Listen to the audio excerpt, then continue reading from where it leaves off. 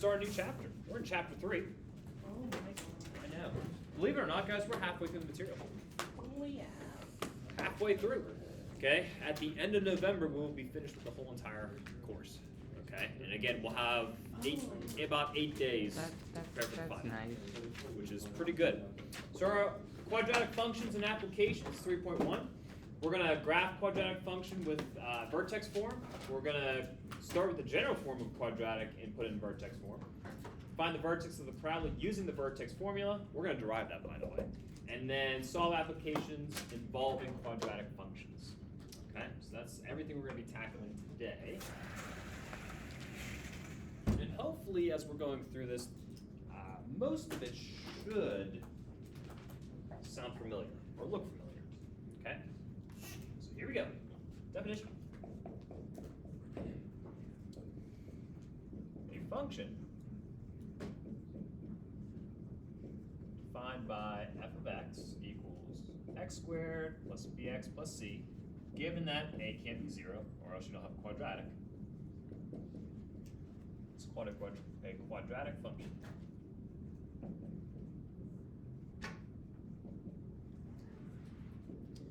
Now, by completing the square, f of x can be expressed in vertex form. Okay. Which is this guy.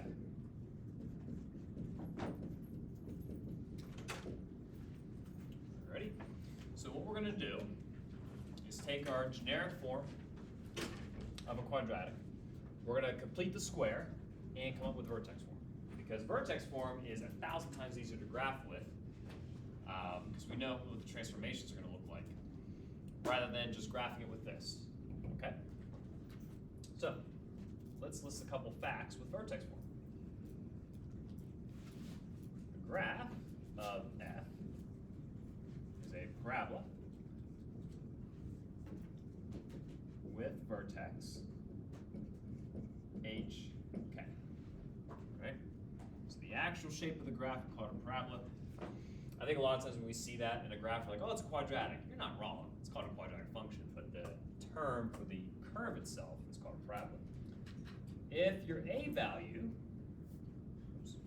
is bigger than 0, meaning it's positive, the parabola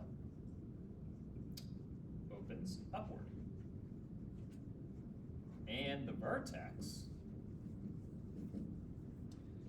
is the minimum point.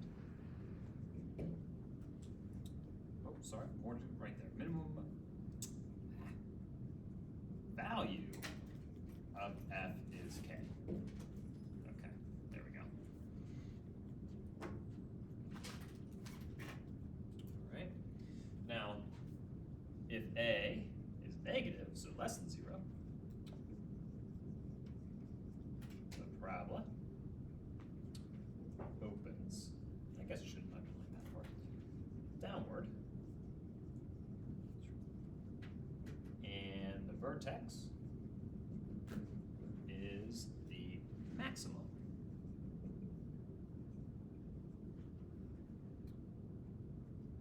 point. Okay.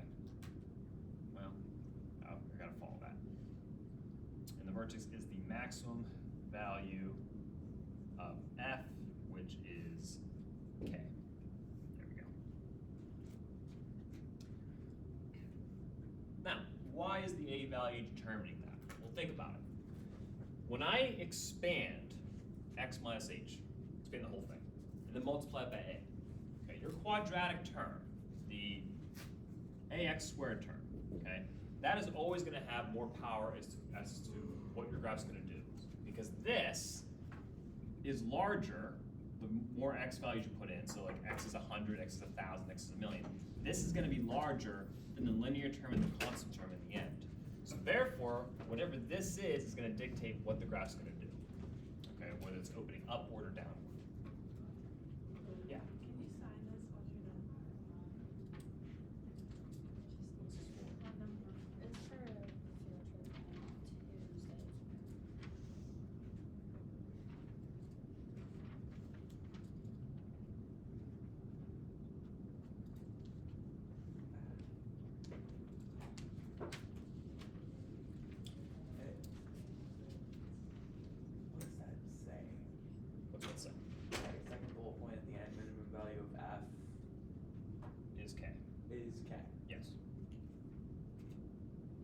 Okay. The axis of symmetry, see now I gotta yell at that teacher for having to come down and interrupt me. Can't wait to figure out who that is x equals h. See, most teachers know I don't like being interrupted. This one has to learn. Okay. The axis of symmetry is x equals h. That is the vertical line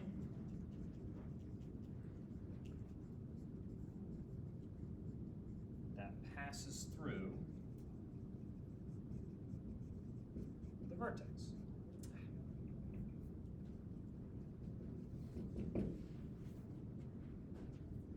Okay.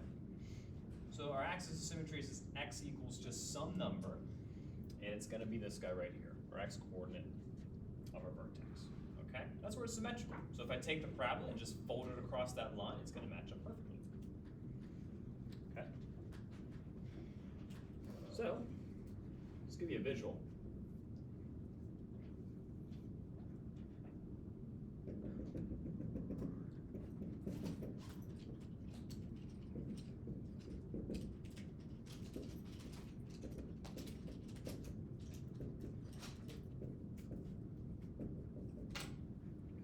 This is when A is 0, or sorry, not 0, when A is positive, okay? You have a parabola that opens upward. The minimum point is your vertex, and specifically we're talking about the y-coordinates. Anytime they ask, what's the minimum or maximum of the parabola, we're talking about the y-coordinate. And then the x-coordinate, okay, is going to be what we're going to use to find our axis of symmetry. So if I fold this line across, it'll match up nicely. Now, similarly, with a negative value for A, it just flips it.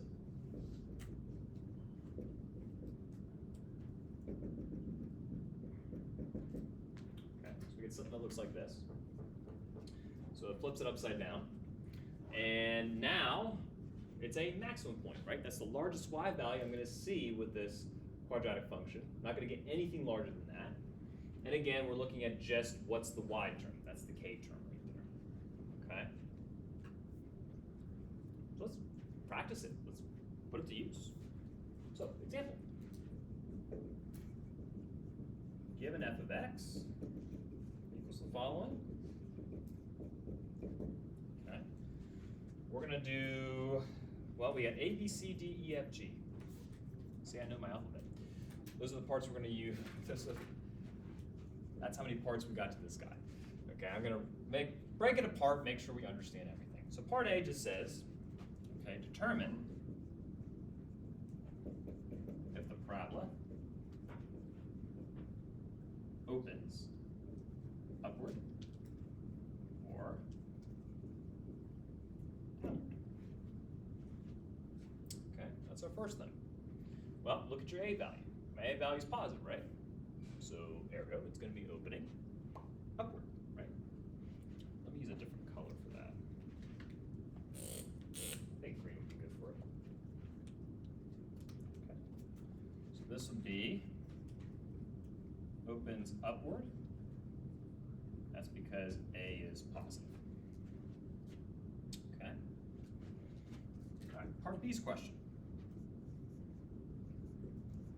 Identify the vertex. Well, looking at the definition, our vertex is going to be the x-coordinates inside of it, but it's going to be the opposite, okay? And then the y-coordinate of the vertex is outside. So my vertex is h and k, which is negative 2.5 and negative 1. That's where it's going to be located. Okay, part C. Determine x and y intercepts. Okay, let's do that next. Where does it hit the x and y axis? What you can do here, because we know that there's cases where it doesn't hit the x-axis, right? So you could think ahead of time and look at it and say, okay, negative 2.5, negative 1. So it's in the third quadrant. If If it opens upward, yeah, it's going to hit the x-axis, right? So therefore, I want to go ahead and solve for the x-intercepts. But in the future, if you get something where it's like above here, and you know it's going to be somewhere in the first quadrant and it opens upward, then do you have to solve for the x-intercepts? No, we know it's not going to exist. So try to use the vertex as a way to determine, should I go for it, should I not go for it? Let's see, can I fit these? We're going to find out. X-intercepts, let's find those first. So that's when y is 0. Okay. So f of x is going to be 0 now. So it'd be 5 x plus 2.5 squared minus 1. So just solving it, we'll add the 1 over.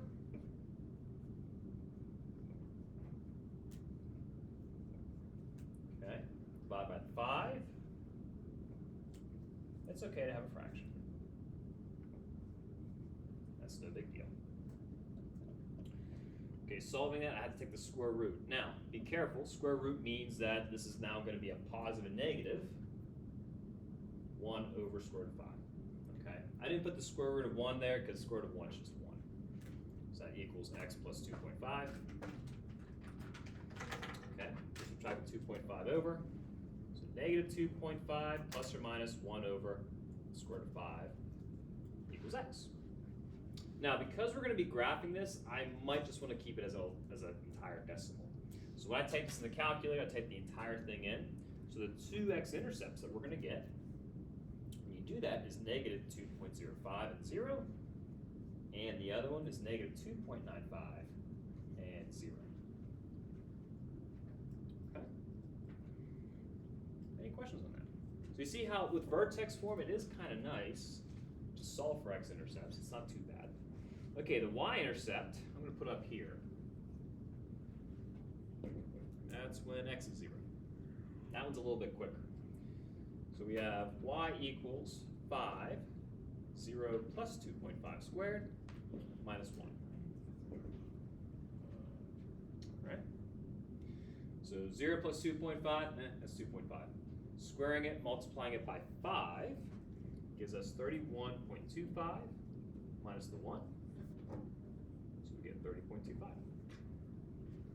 Now again, it is an intercept, so right as a point. So that's going to be 0, 30.25.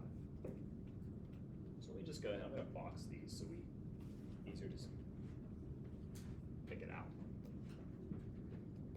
Okay. Questions so far? Just routine stuff. If I was to approach this and I have to graph it by hand, I would do the exact same order. So now let's graph it. Okay. So part D, sketch the graph. Well, we have some information, right? Let's use the information to draw this.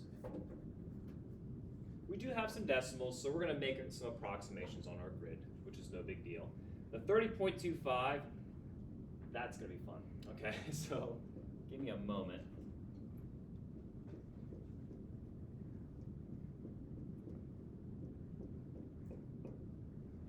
I just did a 5 by 5 grid. First, you want to sketch the vertex, okay? So negative 2.5 is here, and then negative 1's down there. So there's my vertex.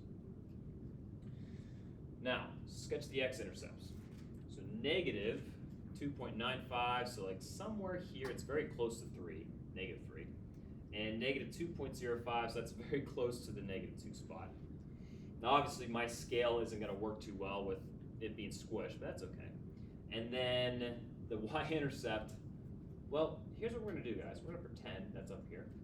So that's going to be my 0 and 30.25. Okay. Again, definitely not drawn to scale, but we're going to do the best we can with a hand-drawn graph. Now let's go ahead and, isn't it beautiful? You'd never guess I had A's in art class. Actually, I don't remember what I got in art class. There's our parabola. Questions so far up to part D. Okay. Now, axis of symmetry. Where am I going to cut this in half to see if that's symmetrical? Well, that's going to be my x-coordinate, right? So E, okay, axis of symmetry. That's x equals negative 2.5. And why not? Let me go ahead and include it in here. So there it is. X equals negative 2.5. F. Determine our max and min value. Okay. Well, first off, what's it going to be, a max or a min? It's gonna be a min. Yeah, it's definitely going to be a min. And I want the y coordinate. So that's going to be a -1, right? Our vertex, y coordinate of the vertex. So we have a minimum value that is -1. Okay. And the last one. Okay, let's write the domain and range in interval notation. Okay, let's go ahead and finalize that.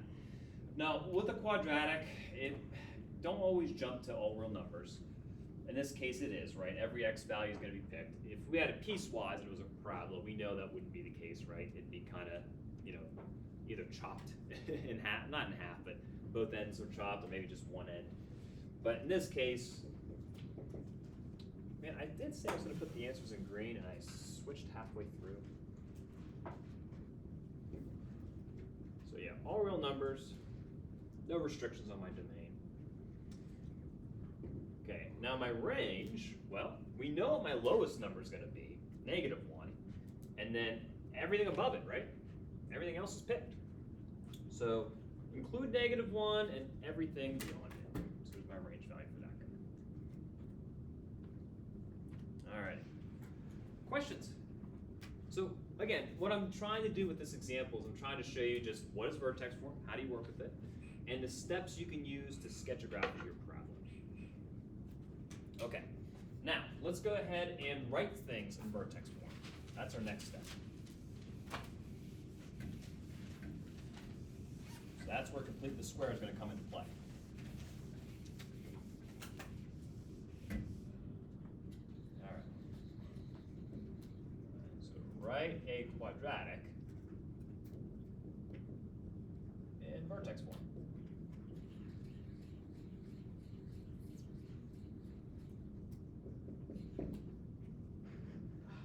So given f of x equals 2x squared plus 5x plus 4, part A, write the function in vertex form. And I'll put that next to what it is. So this is what I'm trying to do.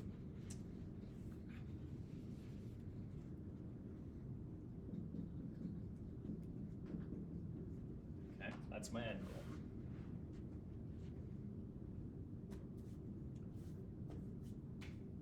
We have an A term, right? It's a 2.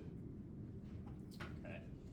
We have to be careful with this 2 because that's going to have like an extra step in putting in this format. So here's your steps. Okay. So let me go ahead and rewrite the equation underneath here.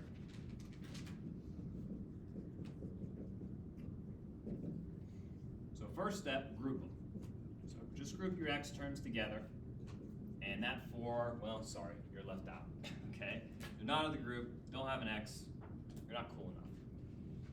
For this, if there is an A term, there's not always one, but if there is one, you have to factor it out of both of these. And the reason why we're doing that is because I want to make this a perfect square trinomial, okay? I can't do that with this 2 here. So what I'm going to do is factor the 2 out. Oops. 5/2 plus 4, okay? So let me just put that as a step over here. So if, that's the big part, if there is an A value,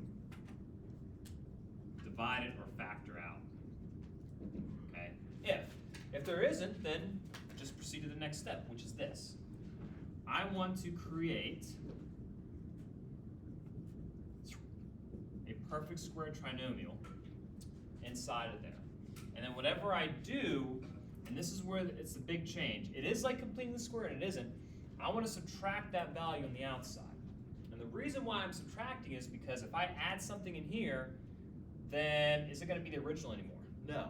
But if I subtract on the outside, those terms would eventually cancel when I simplify everything, and I get the original.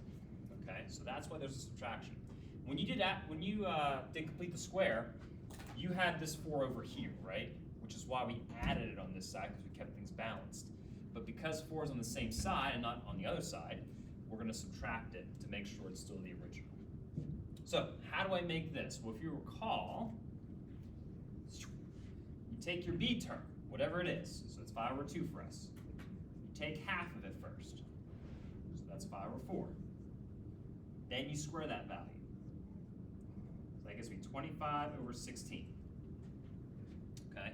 That's what I'm going to plug into the plus position here. So 25 over 16. Okay? Now, I have to subtract on the outside, right? Because again, they will cancel out. I get the original, nothing's changed. However, that's technically not a 25 over 16, right? There's a 2 out here. That's actually 50 over 16. Okay? Now again, if there was no 2 here, then you would just subtract the 25 over 16, you're done, no big deal. But because the 2 is there, technically that's not what this is.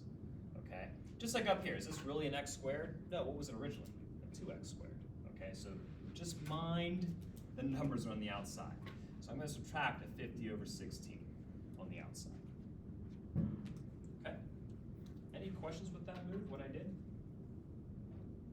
I don't know, does this kind of look familiar from like last year? Yeah. Okay, now, we're going to factor this guy. So it's going to be 2. Now here's the good news.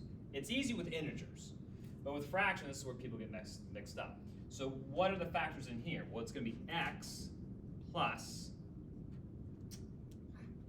try that again, it'd be 5 over 4 squared. Okay? So it's whatever half your b term is.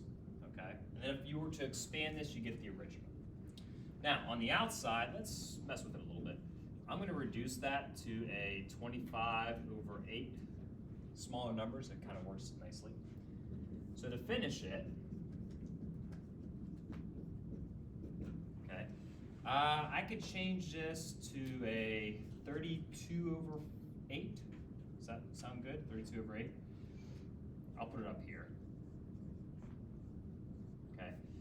So therefore, if I subtract these two, I get a 7/8.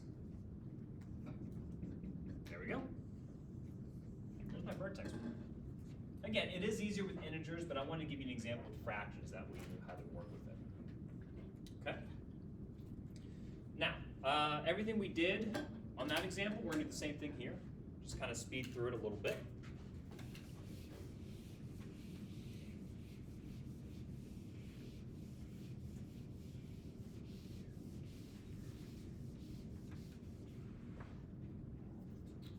So for, that was A. So B, there we go. Okay. We're going to identify the vertex. Okay. So for us, that's going to be the 5/4 and 7/8. But because it's a positive, remember we do the opposite, so our vertex for us is negative 5/4 and 7/8. Now here's the deal. We are graphing it, so let's just use it as a decimal. So this would be negative 1.25, and this would be 0.875. Okay? It's just kind of nice to have it that way. Next, x and y intercepts.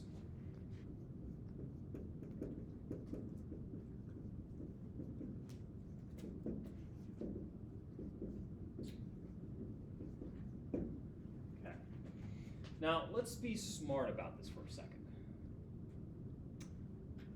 So look at the vertex. I'm going to go this direction and up. So I'm in the second quadrant, right? Okay. Is my parabola going to open up or down? Up, right? Because this is positive. So it's in the first, did I say first? No, second quadrant, opening up. Is it going to hit the x-axis? No. No. So do we have to solve for the x-intercepts? No. If you did, you're gonna get what? I's, right? If you did try, and then immediately that should be like, oh, okay, doesn't hit the x-axis. So let me just put a note underneath here. Since our parabola opens upward in quadrant 2, there is no x-intercepts. Okay? So I'm not even going to worry about solving for it. Again, if you did, you just get imaginaries, and that will tell you that, not good. Okay. But the y-intercept, we can solve for that. That's when x is 0. Okay? So I have my formula down there. So let's go ahead and plug in 0.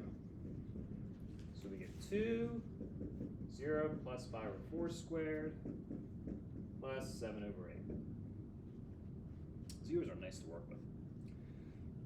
Okay, so we get, if we square this and multiply by the 2, we get 3.125 plus the 7/8. And again, I'm going to leave my answer as a integer, which it does come out nicely. It does give you 4. So our y-intercept is going to be 0, 4. So no x-intercepts, but we do have a y-intercept. Let's sketch it.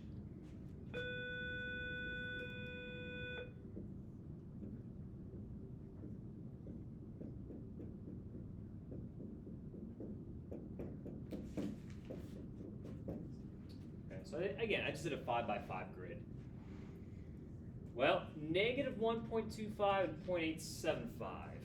Well, we're gonna have to gauge it. So I'd say roughly here. Okay. So there we go. And then the y-intercept is at 4. So right there.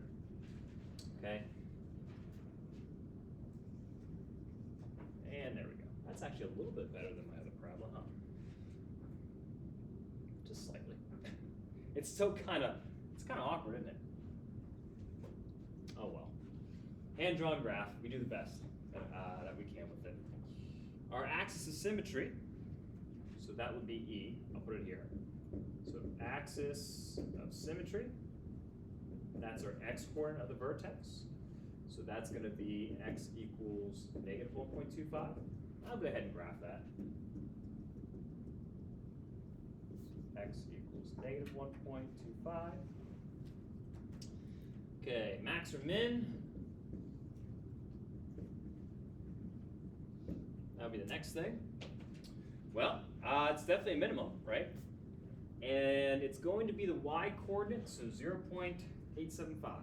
So we're going to have a minimum value of 0.875. Okay, last thing's domain and range. I would like to fit it on that board. Let's see if I can do it. I'm going to put it over here. E, F, okay, we're on G. I know my alphabet, I think. So domain and range. Okay, let's talk about those guys. So domain, again, all real numbers. I have no restrictions on this guy. So I'll put this above it. So negative infinity to infinity.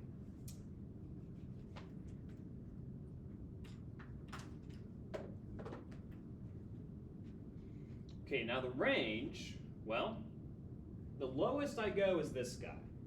I don't go any lower, and then I go everything above it. So including the, was it 875? And all the way to positive.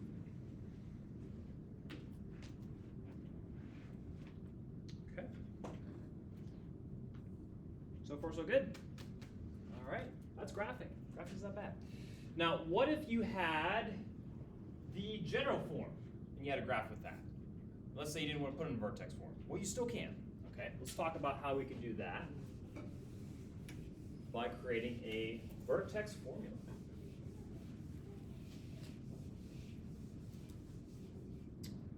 Okay, so here we go. So find the vertex of a parabola by using the vertex formula.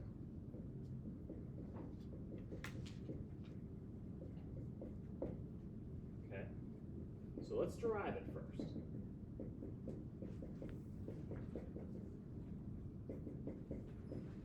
going to start with our general form. And let me give you an idea of what this is going to look like. I'm going to transform this into this, but I'm going to have things in for h and k, which are going to be our formulas for the vertex. Okay, that's what we're doing. So again, I'm taking this, transforming it into this, but it won't be h and k there. There'll be other values there. Okay. So let's go ahead and complete the square, just like what we did on that whiteboard. So let's go ahead and group the x's together. And c is on the outside.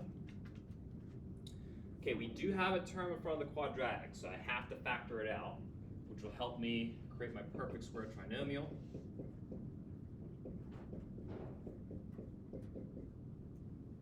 Okay, so we'll factor the a. Next, I got to make a perfect square trinomial here.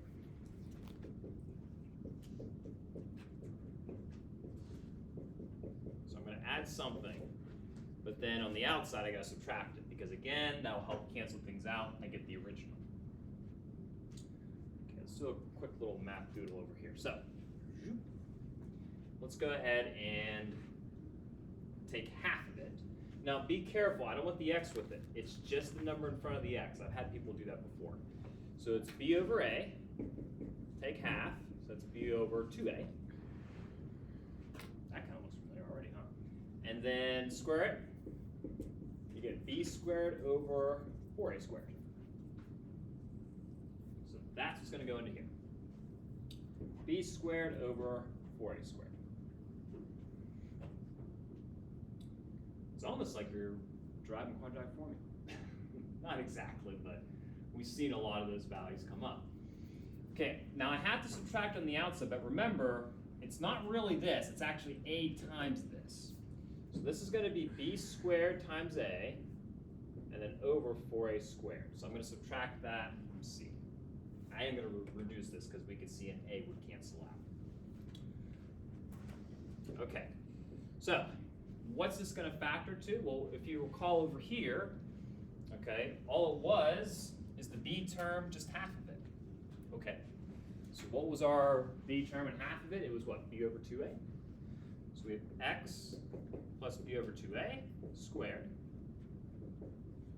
Okay, now this guy over here, the a's are going to reduce. So I just get b squared over 4a. Okay. Now I am going to have to combine these into one term. So let's do that next. So a, x plus b over 2a squared. So common denominator, well, let's think about it. This, if I write this over 1, it'd be what, 4a? So then I'd multiply top and bottom by 4a, so I'd get 4ac over minus b squared over 4a. Okay? So this would be 4ac minus the b squared to combine it over 4a. A little bit, right? Okay, guess what? Does this sort of look like vertex form? It kind of does, right? We're just about there. The only thing I gotta do is what? Change that to a subtraction, right? To make sure it matches perfectly. So let's do that. So for our last step, a, let's do x minus negative b over 2a.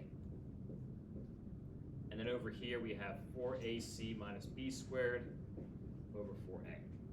Now, let me just, obviously the big change was we need to do for this to this, right? But if I subtract a negative, isn't that a positive? So I didn't change it. Now this looks like vertex form. Okay, so here's what I'm going to do. We're going to let h be the negative b over 2a. We're going to let k be the 4ac minus b squared over 4a. So I could transform this into a x minus h squared plus k.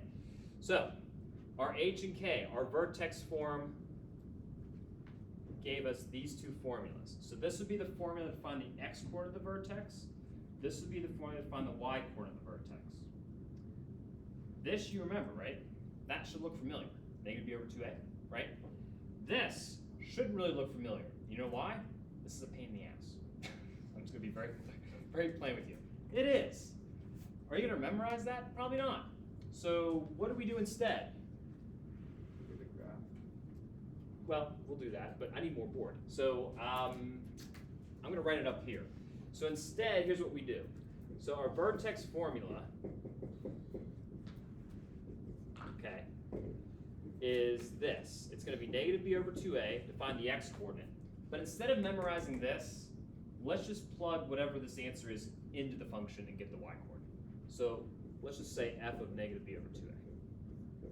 Okay, that way you're not memorizing something like this. It's just whatever this is, when you figure it out, plug it back into the function, and then whatever that answer is, there's your y coordinate, okay? Which is why in high school we don't really teach you this, because again, you're gonna memorize that? Probably not. I certainly did when I was in high school. Okay, so let's go ahead and try that. Let's try one of those out. Back over here. So given, actually what's cool is I can keep some of that stuff. Okay, so given that f of x, and I guess it's a different title, change that. So this is the vertex formula. Okay, so this is us using the vertex formula to graph it now. So we have f of x equals negative x squared, minus 2x plus 3. I'm not going to put in vertex form this time and graph it. Instead, I'm just going to use the formula I derived over there. Okay, that's all I want to do.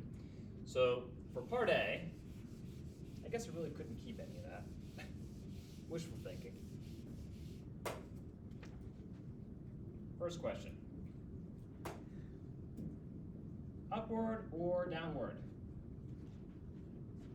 Up or down? Down, because the a value is what, negative? So I'll put here, it's going to be downward, since my a value is negative. Apparently I can't hold two markers in my hand, but I'm still going to struggle and do it anyway. Okay, part B. Determine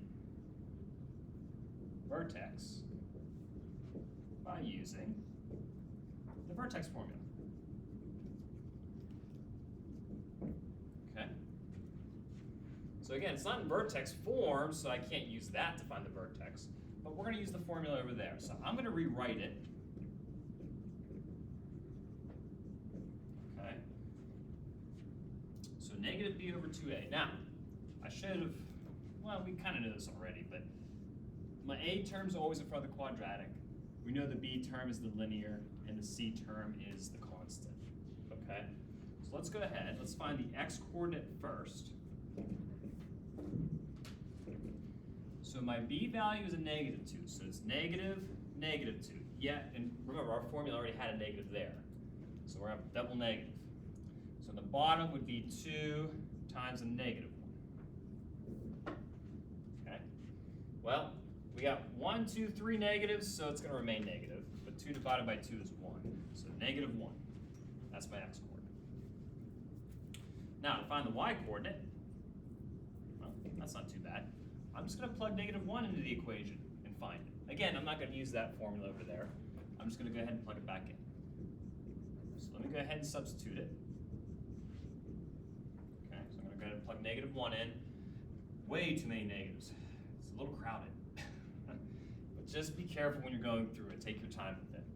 So the first one would just be a positive 1, but it becomes negative 1, plus 2, and then plus 3. So this would give me a 4. So hey, we found our vertex. So our final answer, vertex is going to be negative 1, 4. Okay, so far so good.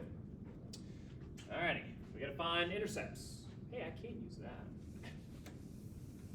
There we go. So part C, x and y intercepts.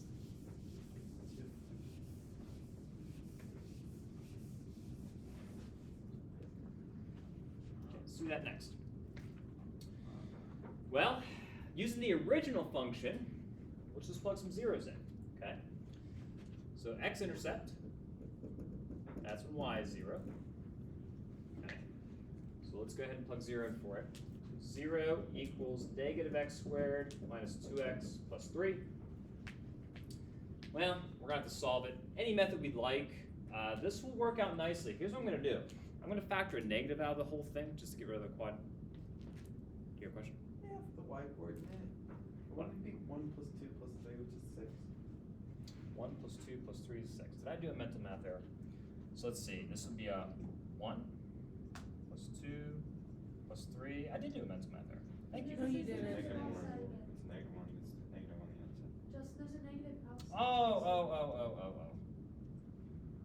So it is 4. So we are good. Oh! I canceled the negatives before I You had had me convinced. the square root, or the That's square. okay. I saw No 2 big and I deal. canceled them out, and then I just took the square of 1. So, that's my bad. That's okay. So let's take a negative out of the quadratic, and we can factor it. So this would be a positive 3 and a negative 1 that would work for this. So 0 equals be x plus 3, x minus 1. And I think we got a negative 3 and a 1, right? If I set each one equal to 0. So my x-intercepts, negative 3, 0, and 1, 0. I think we have enough information. I think we can sketch it now. Okay. Well, no. Y-intercept. Jumping ahead. I mean, technically we could, but it would be nice to know where it hits the y-axis. So let's see. We're going to plug 0 in for y, or for x, sorry. So negative 0 squared minus 2 times 0 plus 3. I think that's just a 3. So then my y-intercept is 0. All right. Time to graph. I'm going to put it off to the side here. So here we're going to sketch it. Okay. I think, yeah, 5 by 5 grid would work. I don't think we have any numbers that are too bad here.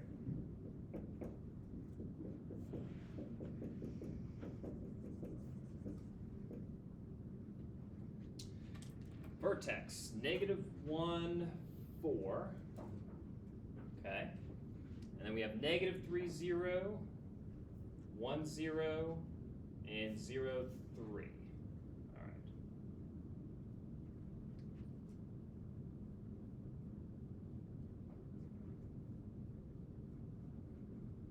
I think I'm getting better.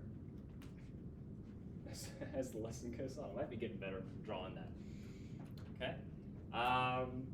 Next, we'll just follow the same process. Axis of symmetry. I'm going to abbreviate that. So that's going to be x equals, what was our vertex? Negative 1, 4. So it'd be x equals negative 1, and I'll draw it. Oh, I messed up. There we go. That's better. So this is x equals negative 1. Okay, F. Max or min? Well, max this time, huh? Yeah, what's our largest y value here? 4. So this will have a max at 4. And I'm going to squeeze it on here. I got space right there. So G, or G, domain and range. Okay, so let's talk about, use green. So the domain, it's all real numbers again. There's no restrictions to worry about. Okay, range. Well, if 4 is my maximum and then everything underneath it, okay, so it would be negative infinity to 4, including the 4. Okay? All right. Questions? Get the hang of it? So, I think we're down to applications.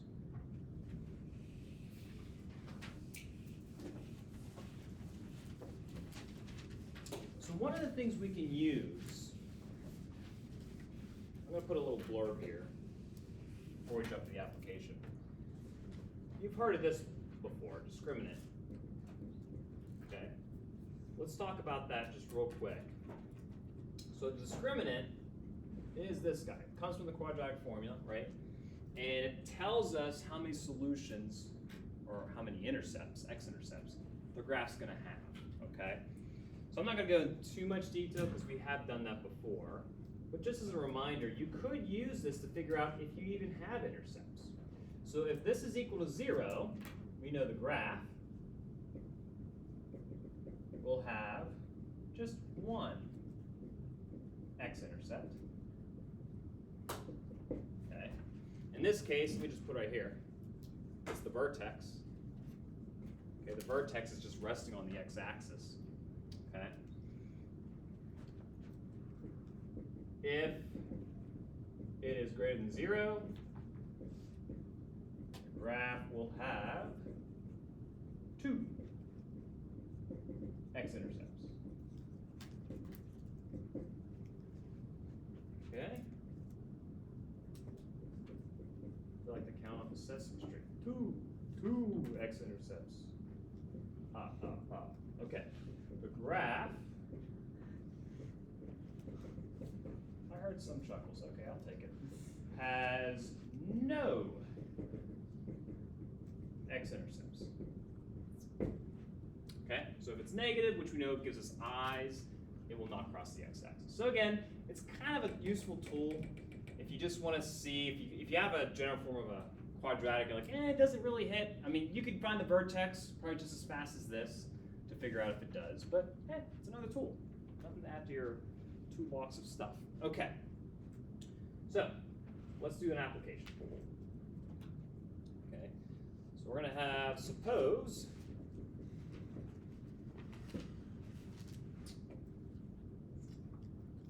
a baseball is tossed straight up and that its height as a function of time is given by the function h of t equals negative 16t squared plus 64t plus 6. Okay? We're tossing a baseball straight in the air. And the parabola, the equation of it, is this. This is the curve that's following right here. If you take a physics class, you'll actually talk about this more in detail, like where does the negative 16 come into play and so forth. But for right now, we just need to know that that's the equation. Let's go ahead and put what's underneath it. So h of t is measured in feet, and t is in seconds, and t equals 0 at 0 corresponds to the instant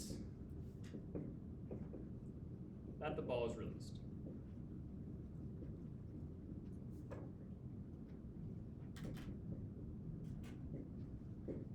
Okay, so there we go. There's my situation.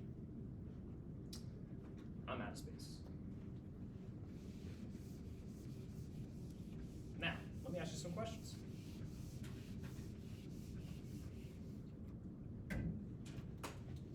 A, determine the time and the maximum height of the ball.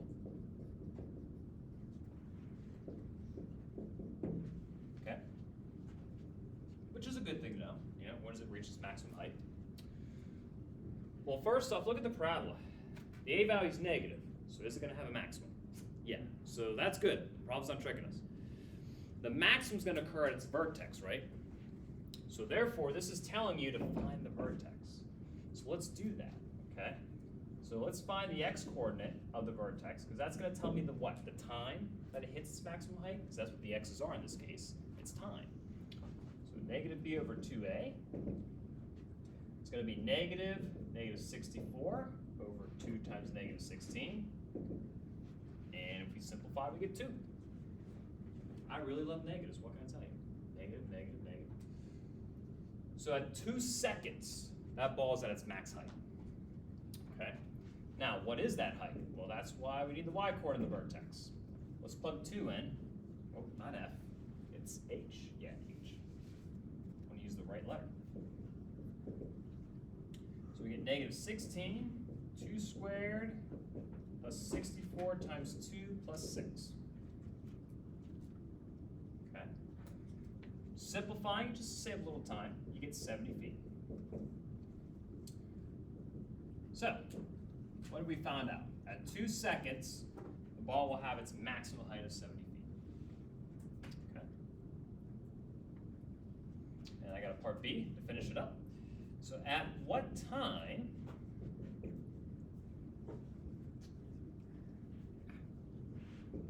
will the ball hit the ground? That's a good question. Well, let's think about something for a moment, okay?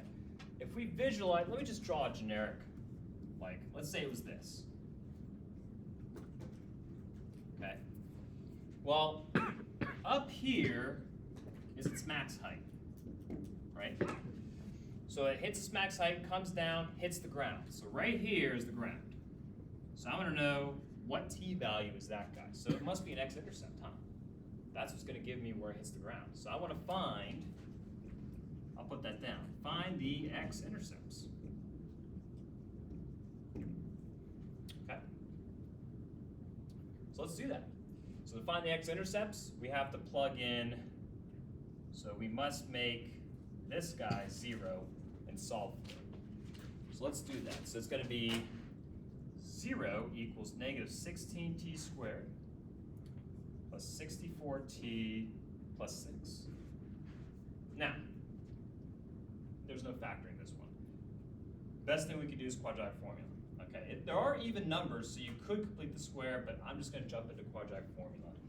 Okay, so this is my A term, my B, and my C.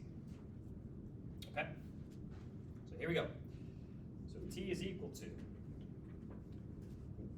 the following.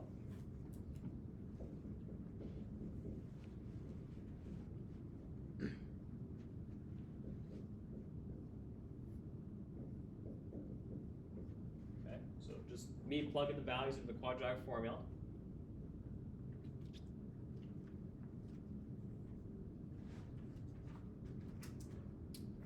Okay, and just, again, we know how to simplify, so just to save a little time, here's the 2 answers you're going to get, okay? You're going to get t is roughly equal to negative 0.092, and t is roughly equal to 4.09. One of them doesn't work. It'd be what, the negative, right? You can't have negative time. You can't owe someone time. That'd be an interesting thing. So yeah, that doesn't work with our context of the problem. This does. Okay, so at 4.09 seconds, that's when the ball hits the ground. Alrighty. Any questions? Cool. Okay, last example. Suppose that you have 600 meters of fencing with which to build 2 adjacent rectangular corrals. The 2 corrals are sharing a common fence on one side, as shown in the figure. Find the dimensions of x and y so that the total enclosed area is as large as possible. Okay, which makes sense. I mean, you only have that much meter of fencing, you don't want to make something that's smaller. So what do we do? Okay, well, when you approach a problem like this, I want you to think about what formulas do you have for like a rectangle. Okay, so how do you find area of a rectangle? Length times width, right? Okay, so let's write that down. So that's x times y here, right? X by y, that's the whole area. Okay, another thing we know about rectangles, perimeters. How do you find the perimeter of a rectangle? It's 2 times the length plus the width. Bingo, right? So, but in this case, we have, what, a y here and a y here, and we have these x's to consider as well, what's inside. So we're gonna add up everything. So my perimeter is x plus x plus x. That'll be the vertical fencings. And the horizontal ones. Plus y plus y. Okay? and I should put this here, the perimeter in the problem says it's 600. So 600 meters. Okay? Now, here's the deal. We're talking about quadratics, right? Visually, if you want the maximum area, is that parabola, that quadratic, is it going to open upward or is it going to open downward? You want a maximum. It's a maximum of that. Okay, yeah, it's going to open downward, right? Okay. So, how do we get to that point? Well, I need to just focus on one variable, because right now I have, what, x's and y's in here? That makes it a little hard just to, you know, decipher or figure out, because I can spend all day plugging numbers in, but that's not the most efficient way. So here's how we're going to do it, okay? Let me take this information, and I'm going to solve that for y, okay? And plug it into my area function, which will then give me all x's, which in turn will give me a parabola, which I can find the maximum for, okay? So let's, again, step by step by step. So this perimeter would be 600 equals 1, 2, 3 x's plus 1, 2, 2 y's. Okay. Solving for y, I was subtracting 3x over. So I get 600 minus 3x equals 2y. And then divide by 2 to finish. So we get 300 minus 3 over 2x equals y. Okay. So I'm going to just put a nice little green box around it. Now, I'll put this as a note. Now, plug into our area equation. Okay. And by doing so, we're getting rid of 2 variables. We're going to have just 1 variable remaining, which is perfect. Okay, it's going to allow us to actually find the maximum dimension, which will give me the maximum area. Okay. Let me, do I got space? Well, I'm not going to change it. We'll put it on this board. So our area is x times y. Well, I know what y is, right? So let me go ahead and plug that in there. So it'd be x times 300 minus 3 over 2x. Okay? So essentially now I'm looking at a quadratic, huh? With x values. Now, is it going to be a opening downward parabola? I think it is. When I multiply x through, I get 300x minus 3 over 2 x squared. So we can see that my quadratic term is negative. So yeah, it's opening downward. I'm going to have a max. That's good. If you try one of these problems out and you had a positive x squared and you're thinking, wait a minute, that's not working, then maybe you did a small algebra error, which happens. Okay, now to find this, I got to find the vertex, huh? Isn't the vertex going to be where it's going to be located? I can't talk. So then I'm going to use the vertex formula that we learned yesterday, which is negative b over 2a. Okay, the one that we derived. So let's use it. So my b term is 300, so it'll be negative 300, divided by 2 times negative 3 over 2. Now we got 2 negatives, so they're going to cancel out. So it's going to be a positive, which is good because I shouldn't have a negative dimension. The 2's will reduce, so this would be, what, 300 over 3 is just 100? And is it meters? Yeah, meters. Okay. So there we go. We got 100 meters. So if the x's, the vertical fencing, was 100, that's going to maximize my area. But I also want to know what the y dimensions are, right? Wouldn't make sense just to have one of them. So how do we find the y's? Well, we got an equation for y, don't we? I know what x is, so if I plug it back into here, I can find the y dimension that I need. And then I have all the dimensions that are here. Okay, so let's do that. So I'm going to put a note here. So now, sub into our y equation.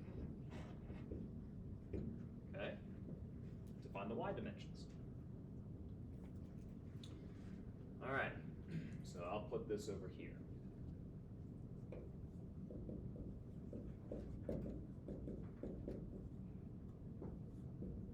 So 300, oh, there's, no, just 300, okay. Minus 3 over 2, and then 100 squared. That does not look like 100. Zeros are squished. There we go. That's a little bit better. Oh, not 100 squared. That's just an x, huh? Just an x Yep. there. Or else we did it. I was looking at the wrong equation. So that would be, let's see, 3 times 100, that's 300. Divided by 2 is 150. So 300 minus 150 gives me 150. There we go. So my dimensions are going to be 100 by 150. That's going to give me the maximum area for this guy. Any questions? So again, if I had a triangle, then do the same thing, right? Except the area would be half your base times your height, right? And your perimeter would still be adding up all the sides. Solve for one of the variables, plug into the other one. Now you have your quadratic. We know how to visually, like in our minds, know if it's max or min. Then go from there. Sound like a plan?